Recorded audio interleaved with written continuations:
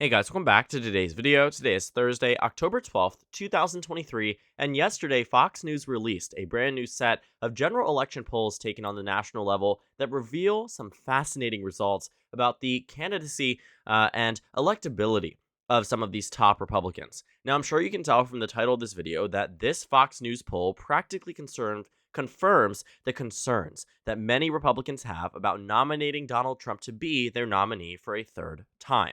This Fox News poll took place just recently and questioned voters about a number of candidates all across the country, and ones that I think Republicans look at and say they are less electable than Donald Trump, even if that isn't necessarily the case. They ask questions about Donald Trump, Ron DeSantis, Nikki Haley, and many other candidates, and I think it's interesting to see just how much candidates actually make a difference in this upcoming general election. Now, the betting odds and the overall markets themselves tell us that Democrats have the upper hand, but polling seems to indicate a much closer race than either side of the aisle believes it's going to be. This is a lot different than the 2020 election polls that had President Biden up by 7 points leading into the election. He ultimately ended up winning by 4.5%. Today, you see Democrats at losing the general to Donald Trump by 0.8%, given that both of these candidates are their expected respective party nominees. But that doesn't change the fact that there are other candidates within this race. There are people who very much might make an impact if they are chosen as vice president or chosen in some other regard to help out with the campaign, to be on the campaign trail. We're nearly a year out from the election, which is crazy to think about how close we are getting to the 2024 presidential. And it's so interesting more as these polls start to get released. Emerson College recently released polls that are very bad for Democrats that show a new low for President Biden. We'll be covering that in a future video. But specifically for this Fox News poll, I think what we need to go through is the head-to-head matchups between all of these top Republicans and start to see, where is this support being lost? Now, the major headline from this is that a Fox News poll does show Donald Trump losing to Joe Biden by a percentage point nationwide. Why is that significant? Well, when you take a look at their most recent one from September, this was around the point at which many Republican surrogates were promising this was the end for Joe Biden. This was going to be the beginning of Donald Trump gaining and gaining and gaining.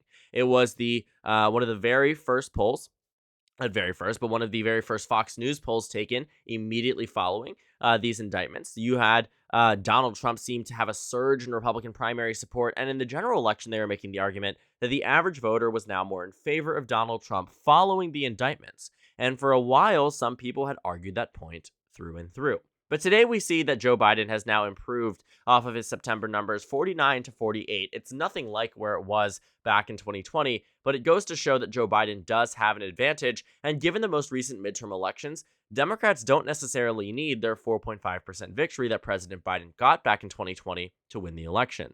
These states now are voting a little bit differently, and Democrats are losing support in some of their more solid Democratic states, where maybe the margin will go down from 27 points for Joe Biden to 22, but in other states being made up for, such as Georgia becoming more left, or Arizona becoming more left. We especially saw this in 2022, which is what is so important to keep in mind, that Joe Biden has lost support among some of these Democratic states, amongst some groups of minority voters, but he is making it up, and that's why his numbers aren't abysmal today. Now, Joe Biden being 49 to 48 is something that we can take as the mainstream candidates. How are they facing off against each other? But like I said, they questioned other candidates too. Now, they asked Ron DeSantis here against Joe Biden, and we actually see that Ron DeSantis outperforms Donald Trump. Contrary to what the Trump wing would like to say, Ron DeSantis consistently and almost in nearly every situation is the more electable candidate against Joe Biden. That's something to keep in mind too. Ron DeSantis on his own, though he is someone who maybe is faltering in national polls on the GOP side, losing the fundraising game, losing the endorsement game, he certainly has a general election game that Democrats have yet to be able to combat. Now you have Nikki Haley, who does even better than Joe Biden. She even better than Ron DeSantis and Donald Trump. She beats Joe Biden by 4 percentage points across the national average. 4 percentage points is something I look at and say, wow, Nikki Haley is the most electable Republican. And she is. She does the best out of all of these polls. And I've been saying this for a while. It's something that has been very consistent with other polls. CNN especially showed Nikki Haley with a 6-point lead amongst the same electorate, where Trump was just winning by 1. So we say, wow, right? That's a 5-point jump, but it also shows similar electorates may not necessarily agree, right? Right? Agree with Donald Trump being president again, but would agree with another candidate. It isn't just Nikki Haley who's outperforming Donald Trump. It's Ron DeSantis and practically every other Republican candidate that was polled in this poll. We also see that they ask questions with third-party candidates, which is interesting to see that Robert Kennedy Jr. is getting around 16% of the vote, polling equally from Biden and Trump. Actually, this would be bad, I think, for both candidates because Robert F. Kennedy seems to transcend party lines. Now, Cornel West getting 9%. I think this is just in the midst right now. There's no reality in which I actually imagine him getting 9%, nor Robert F. Kennedy getting 16%, but I certainly think one is more electable or more likely to get support than the other. And I want to go back and take a look at the general election data as well, because it goes to show that in practically every situation besides a head-to-head against Donald Trump, Joe Biden loses, right? And I mentioned this back with the CNN poll. It was a little bit ago, but I also want to bring it up as well because it matters to me, and I think it should matter to you. Because it's one of the very few times where we've seen clear distinctions in support. I mean, even here, NBC News, right? Nikki Haley winning by 5, Biden winning against DeSantis by 1, and a tie against Donald Trump. We can also see this with that CNN poll. I promise you I will find it if it's the last thing I do, because it was very, very interesting to see how different the results can be despite them being against arguably similarly aligned candidates, right? That's what I look at and say, wow, voters do actually keep in mind who the candidates are, because a lot of the rhetoric around this election is that it's just going to be Biden against a Republican. No, it's going to be Biden against Trump, and voters aren't exactly positively responding to that. I think it was this poll. This was taken back maybe in August, so this might not be the correct one. But I promise you, I made a video on it. We talked about it very much in depth because it revealed electability metrics for many of these candidates that we don't necessarily always see. I think it's really important too that we keep in mind how these candidates would be as vice president. If they're doing a lot of work on the general election for Donald Trump, that cannot be understated. Nikki Haley very much would add to a ticket. Now, I will say, I don't imagine Donald Trump will choose Nikki Haley following his recent onslaught of tweets on Truth Social, whatever they're called, his posts, however you want to describe it. He's gone after her, right? And I think a lot of people do not trust her. A lot of people see her as someone who was snaky. When she first announced, Donald Trump wished her good luck, and today he's bashing her. And the reason for that is because she is bashing him. She went away from her original promise that she would not run should Donald Trump decide to run. And, she gave him a heads up. She was like, I respect you. I'm going to tell you that I am running for president. And he wasn't super opposed. And I think for a while he was actively considering her as vice president. But when she got on that debate stage, she rammed against Donald Trump, re-upped that in a lot of her campaign rallies in Iowa and New Hampshire and South Carolina. That rhetoric is not lost on President Trump, that she's being disloyal, that she's pushing against. She's not doing what Vivek Ramaswamy is doing, where he's, boosting up Donald Trump while still making his own voting base. She's trying to pull away from him. And as of right now, I don't know how substantial it is, but the Fox News poll also shows that Nikki Haley has nearly tripled her support from the last poll done by Fox News. We can actually scroll down and see when it was done. You can see Fox News had Nikki Haley at just, 5% here, or doubled the support. But she's doing a lot better. She's up to third place for the first time in a while. I mean, she was able to maintain this for the past 2 weeks, but for a long time, I mean, she was running under Vice President Pence, was under running Vivek Ramaswamy. I mean, there were times at which it looked like Nikki Haley's campaign might have been on the verge of collapsing around this period where she was neck and neck with Ramaswamy, Tim Scott, Mike Pence. This was bad for Nikki Haley, arguably so. At some points, too, she was just a point off from Chris Christie, just a few points off from hitting 0. And today she's at 3rd now, 7%, far from being this hard-hitting number. But it does show that she is moving up in the ranks. And I do think people are recognizing her. And hey, Ron DeSantis is at 12.8% today, Donald Trump at 57.8%. It's very clear who the nominee is going to be. So I show you these Fox News polls also to say that if a 2024 election happens between Donald Trump, between Joe Biden, we can expect similar results. I do believe that Joe Biden right now is at a point where he would lose. I think that maybe I'm missing portions of the electorate, but recent data has moved me in the direction that I do think Joe Biden is on the verge of losing. Now, I misspoke. I don't think that he would automatically lose this election. Send everyone to the ballots today. I don't know what would happen. But I was more confident in Joe Biden a year ago, and I was more confident in Donald Trump 2 years ago. So times change. Elections change, right? The sentiment of the American public absolutely changes.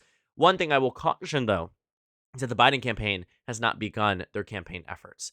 I think what we have seen is this, what Fox News and right-wing media outlets like to call this basement Biden strategy, but it's true.